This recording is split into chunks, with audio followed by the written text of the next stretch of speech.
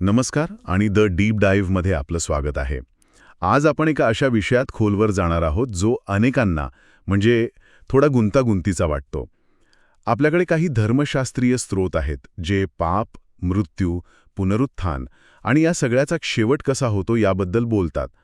आणि या सगळ्याचा केंद्रबिंदू आहे प्रायश्चित्ताचा दिवस.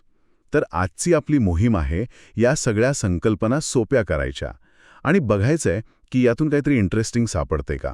आणि हे स्रोत खरोखरच आकर्षक आहेत, कारण ते फक्त वैयक्तिक पापांच्या क्षमेबद्दल नाही बोलत, ते एक वैश्विक नाटकाचं वर्णन करतात, जिथे देवाच्या चारित्र्याला सिद्ध केलं जातं, सृष्टीला पापाच्या शक्यतेपासूनच मुक्त केलं जातं आणि न्यायाची एक अंतिम प्रक्रिया पूर्ण होते. हा खूप मोठा कॅनव्हास आहे खरं तर. चला तर मग या मोठ्या कॅनव्हासवरचा पहिला फटकारा मारूया. सुरुवात अगदी मुळापासून करूया. पाप आणि मृत्यू यांचा एकमेकांशी काय संबंध आहे असं हे स्रोत सांगतात. या स्रोतांमधला एक मुख्य युक्तिवाद असा आहे की मृत्यू हा पापाचा परिणाम आहे. तो पापाला जकडून ठेवतो, म्हणजे जणू काही एखाद्या कैद्याला साखळदंडांनी बांधून ठेवावं. पण यात एक अत्यंत महत्वाची अट आहे. अट? कोणती अट? अट ही आहे की मृत्यूची सत्ता फक्त पापावर चालते. म्हणजे जर एखादी व्यक्ती पूर्णपणे निष्पाप असेल तर मृत्यू तिला धरून ठेवू शकत नाही. प्रेषितांची कृत्य 2:24 मध्ये येशूबद्दल हेच म्हटलं आहे की मृत्यू त्याला जकडून ठेवू शकला नाही. का नाही? कारण त्याच्यामध्ये पाप नव्हतं. सोप्या भाषेत सांगायचं झालं तर मृत्यू हा एक परजीवी आहे, हे की नाही, ज्याला जगण्यासाठी पापाची गरज असते. पाप नसेल तर मृत्यू शक्तीही नाही. वा, मृत्यू हा एक परजीवी आहे, ही कल्पनाच खूप प्रभावी आहे. मग या समीकरणात पुनरुत्थान कुठे बसतं? ते फक्त एक चमत्कार आहे की त्यामागे काहीतरी मोठा अर्थ आहे? तो केवळ एक चमत्कार नाही, तो एक आपण म्हणू शकतो की कायदेशीर निकाल आहे. पुनरुत्थान हे सिद्ध करतं की देवाच्या आज्ञा पाळल्या गेल्या आहेत आणि त्या खऱ्या आहेत. तो पापावर मिळवलेल्या विजयाचा अंतिम पुरावा आहे. म्हणूनच जो कोणी पुनरुत्थानाद्वारे देवाच्या आज्ञांची सत्यता सिद्ध करतो त्याला देवाचा पुत्र म्हटलं जातं. अच्छा, म्हणजे पुनरुत्थान हे देवाच्या न्यायालयात सादर केलेलं एक असं प्रमाणपत्र आहे जे म्हणतं, हे बघा, नियम पाळले गेले आहेत आणि ते योग्य आहेत. हे तर खूपच रंजक आहे. म्हणजे हा केवळ मृत्यूतून परत येण्याचा सोहळा नाहीये, तर देवाच्या नियमांच्या श्रेष्ठतेचाच उत्सव आहे. याच संदर्भात या स्रोतांमध्ये देवाच्या पुत्रांचं प्रकटीकरण आणि पहिल्या पुनरुत्थानाबद्दल सांगितलं आहे. हे ऐकायला खूप भव्य वाटतं, पण याचा नेमका अर्थ काय? नक्कीच या ग्रंथांमधील एक मुख्य कल्पना अशी आहे की संपूर्ण सृष्टी देवाच्या पुत्रांच्या प्रकट होण्याची आतुरतेने वाट पाहत आहे. हे देवाचे पुत्र म्हणजे ते हुतात्म साक्षीदार आहेत ज्यांनी देवाच्या वचनासाठी आपला जीव दिला. जेव्हा त्यांचं पुनरुत्थान होईल, ज्याला पहिला पुनरुत्थान म्हटलंय, तेव्हा संपूर्ण विश्वापुढे हे सिद्ध होईल की देवाच्या आज्ञा पाळणं शक्य आहे, अगदी मृत्यूला सामोरं जाऊन सुद्धा. एक मिनिट थांबा. म्हणजे तुम्ही म्हणताय की संपूर्ण सृष्टी काही लोकांच्या पुनरुत्थानाची वाट पाहत आहे, जेणेकरून हे सिद्ध होईल की देवाचे नियम पाळता येतात. पण देवाला हे सगळं सिद्ध करण्याची काय गरज आहे? तो तर देव आहे, तो थेट न्याय का देत नाही? हे इतकं मोठं नाटक का? हा प्रश्न खूप महत्वाचा आहे आणि याचं उत्तर देवाच्या चारित्र्यावर प्रकाश टाकतं.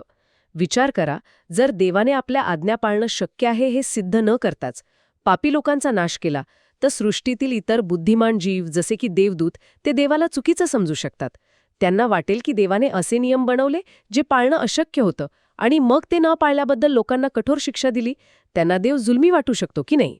अच्छा, म्हणजे हे फक्त पापी लोकांना शिक्षा देण्यापुरता नाहीये, तर हे देवाच्या चारित्र्यासाठी एक प्रकारचा कॉस्मिक PR कॅम्पेन आहे असं म्हटलं तर चालेल का?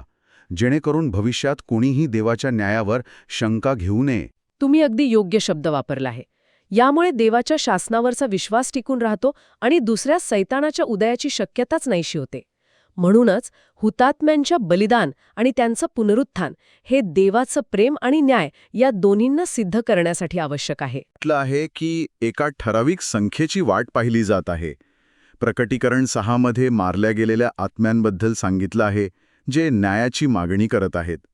पण त्यांना सांगितलं जातं की थांबा, त्यांच्यासारख्या इतर साक्षीदारांची संख्या पूर्ण होईपर्यंत थांबा. हे थोडं विचित्र नाही का वाटत? म्हणजे हा देवाने ठरवलेला एखादा कोटा आहे का? हे ऐकायला थोडं ब्युरोक्रॅटिक वाटतं. हा एक स्वाभाविक प्रश्न आहे. संख्या हा शब्द कदाचित प्रतिकात्मक असू शकतो. याचा अर्थ असा असू शकतो की देवाच्या साक्षीची एक निश्चित पातळी गाठली जाईपर्यंत वाट पाहिली जात आहे. ही एक अशी साक्ष आहे जी वेगवेगळ्या काळात, वेगवेगळ्या परिस्थितीत, वेगवेगळ्या संस्कृतींमधून आलेल्या लोकांनी दिलेली आहे. जेव्हा ही साक्ष पूर्ण होईल तेव्हा देवाच्या बाजूने दिलेला पुरावा निर्विवाद असेल. अच्छा, म्हणजे तो कोटा नसून पुराव्याची पूर्तता आहे. अगदी. ठीक आहे, हे स्पष्टीकरण अधिक पटण्यासारखं आहे. म्हणजे पुराव्याची पूर्तता झाल्यावर अंतिम अंकाची सुरुवात होते. मग आपण त्या मुख्य घटनेकडे येऊया, प्रायश्चित्ताचा दिवस. या वैश्विक नाटकाचा पडदा नेमका कसा उघडतो? याची सुरुवात होते 7व्या शिक्क्याने. आता ज्यांनी प्रकटीकरण 5 वेळा वाचलेलं नाही त्यांच्यासाठी सांगते, शिक्का किंवा कर्णा या खऱ्या वस्तू नाहीत, तर त्या भविष्यसूचक घटनांच्या साखळीतील टप्पे आहेत. तर जेव्हा 7वा शिक्का उघडला जातो तेव्हा स्वर्गात अर्धा तास शांतता पसरते. त्यानंतर 7 देवदूतांना 7 कर्णे दिले जातात.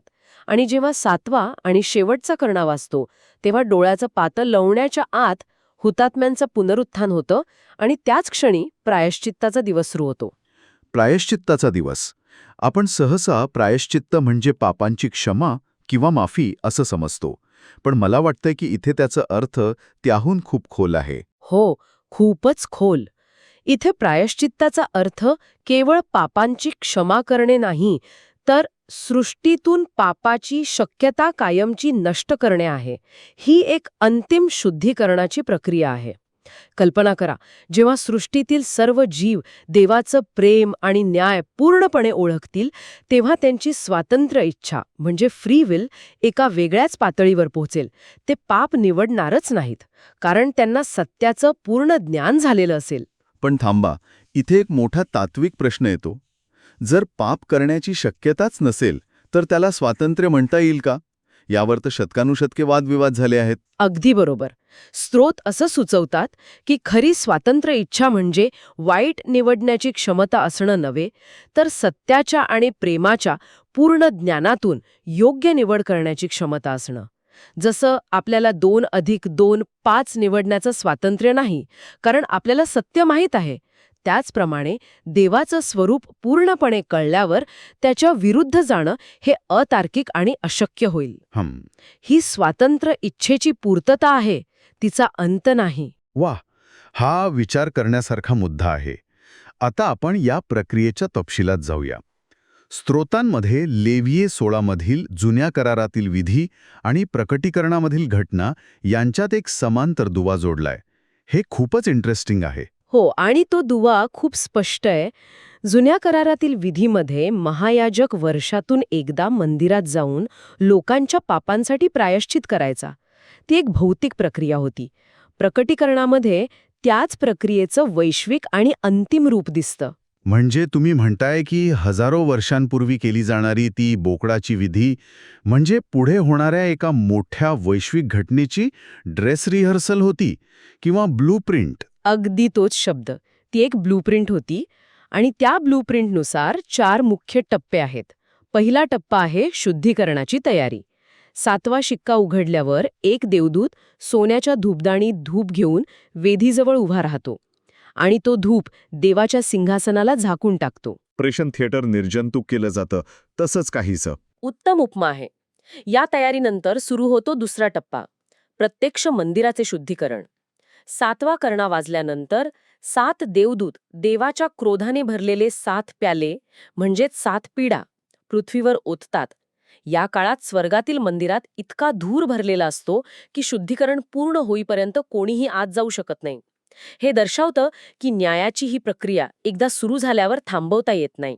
पण या पिढ्यांचा उद्देश काय आहे? ही केवळ शिक्षा आहे की त्यामागे काही शुद्धीकरणाचा हेतू आहे? म्हणजे जसं आपण पेस्ट कंट्रोल करतो तेव्हा उद्देश केवळ झुरळांना मारणं नसतो, तर घर स्वच्छ करणं असतो. तुम्ही अगदी बरोबर पकडलंय. या पिढा केवळ शिक्षा नाहीत, तर त्या दुष्टाईच्या व्यवस्थेचा नाश करणाऱ्या शुद्धीकरणाच्या प्रक्रिया आहेत. त्या पापाच्या परिणामांना अंतिम मर्यादेपर्यंत पोहोचवतात, जेणेकरून सृष्टी त्यापासून पूर्णपणे शुद्ध होईल. ठीक आहे, म्हणजे स्वर्गातले शुद्धीकरण झाल्यावर मग पृथ्वीवर काय घडतं? तिथली साफसफाई कशी होते? तोच तिसरा टप्पा आहे, होमाच्या वेदीचे शुद्धीकरण. जुन्या करारात होमाची वेदी मंदिराच्या बाहेर होती. त्याचप्रमाणे स्वर्गीय मंदिराचे शुद्धीकरण झाल्यावर न्याय पृथ्वीवर येतो. 7 पिढा संपल्यानंतर येशू आपल्या स्वर्गीय सैन्यासह पृथ्वीवर येतो आणि श्वापदाच्या सैन्याचा आणि त्याच्या अनुयायांचा न्याय करतो. अच्छा. यालाच होमाच्या वेदीचे किंवा हॅदिसचे शुद्धीकरण म्हटले आहे. म्हणजे आधी देवाचं मुख्यालय म्हणजे स्वर्ग शुद्ध होतं आणि मग पृथ्वीवरची शाखा. आणि या सगळ्याचा शेवट सैतानाशी संबंधित आहे, बरोबर? हो. चौथा आणि अंतिम टप्पा आहे सैतानाला बंदिस्त करणे. आता पुन्हा त्या ड्रेस रिहर्सलकडे जाऊया. लेवी या पुस्तकातील विधीमध्ये एका बोकडावर, ज्याला अझाझेलचा बोकड म्हणत, लोकांची पापे लादून त्याला अरण्यात सोडून दिले जायचे. तो पापाला घेऊन दूर निघून जायचा. त्याचप्रमाणे पापाचा मूळ स्रोत असलेल्या सैतानाला एका देवदूताद्वारे पकडून तळहीन गर्तेत म्हणजे ॲबिसमध्ये 1000 वर्षांसाठी बंदिस्त केले जाते. याने सृष्टीच्या शुद्धीकरणाची प्रक्रिया पूर्ण होते. हा क्रम खूपच स्पष्ट आहे. पण एक व्यावहारिक प्रश्न मनात येतो. जेव्हा पृथ्वीवर या 7 पिढांचा विध्वंस होत असतो, तेव्हा ते पुनरुत्थित झालेले हुतात्मा, ते देवाचे पुत्र, कुठे असतात? हा एक उत्तम प्रश्न आहे. स्रोत स्पष्ट करतात की पुनरुत्थान झाल्यावर ते येशूला हवेत भेटतात. ते पृथ्वीवर परत येत नाहीत. त्यामुळे जेव्हा पृथ्वीवर हा विध्वंस होत असतो, तेव्हा ते येशूसोबत हवेत सुरक्षित असतात. त्यांना आध्यात्मिक अविनाशी शरीर मिळाल्यामुळे या भौतिक पिढांचा त्यांच्यावर कोणताही परिणाम होत नाही. वा, म्हणजे त्यांना या वैश्विक नाटकाच्या अंतिम अंकाचे VIP पास मिळालेले असतात. ते सगळं पाहू शकतात, पण सुरक्षित अंतरावरून. तुम्ही तसं म्हणू शकता. आणि पुढे जेव्हा येशू पृथ्वीवर श्वापदाच्या सैन्याचा न्याय करण्यासाठी येतो, तेव्हा ते त्याच्या स्वर्गीय सैन्यात सामील होण्याची शक्यता आहे. ते केवळ निष्क्रिय प्रेक्षक नसतात, तर देवाच्या अंतिम विजयाचे भागीदार असतात. कमाल आहे. तर या संपूर्ण चर्चेचा आणि या स्रोतांच्या विश्लेषणाचा सारांश काय काढता येईल? यातून मिळणारा सर्वात महत्त्वाचा संदेश कोणता? थोडक्यात काय, तर प्रायश्चित्ताचा दिवस ही केवळ पापांची क्षमा करण्याची प्रक्रिया नाही, तर ती एक वैश्विक शुद्धीकरणाची आणि देवाच्या चारित्र्याच्या स्थापनेची घटना आहे. ती देवाच्या आज्ञा खऱ्या आणि पाळण्यायोग्य आहेत हे सिद्ध करते. सृष्टीची स्वातंत्र्य इच्छा पूर्णत्वास नेते, दुष्टांचा अंतिम न्याय करते आणि सर्वात महत्त्वाचं म्हणजे देवाला संपूर्ण सृष्टीसमोर एक न्यायी आणि प्रेमळ शासक म्हणून स्थापित करते. कधी उदय होणार नाही. अगदी बरोबर. ही एका नव्या युगाची सुरुवात आहे. आणि ऐकणाऱ्यांसाठी एक शेवटचा विचार सोडून जातो. या स्रोतांनुसार स्वातंत्र्य इच्छेची अंतिम पूर्तता अशा जगात होते जिथे पाप करण्याची शक्यताच नाही. मग विचार करा, अशा जगात जिथे चुकीची निवड करण्याचा पर्यायच उपलब्ध नाही, तिथे प्रेम आणि निष्ठा यांसारख्या गोष्टींचं स्वरूप कसं असेल? त्या निवडीला काय अर्थ असेल? यावर नक्कीच विचार करण्यासारखा आहे.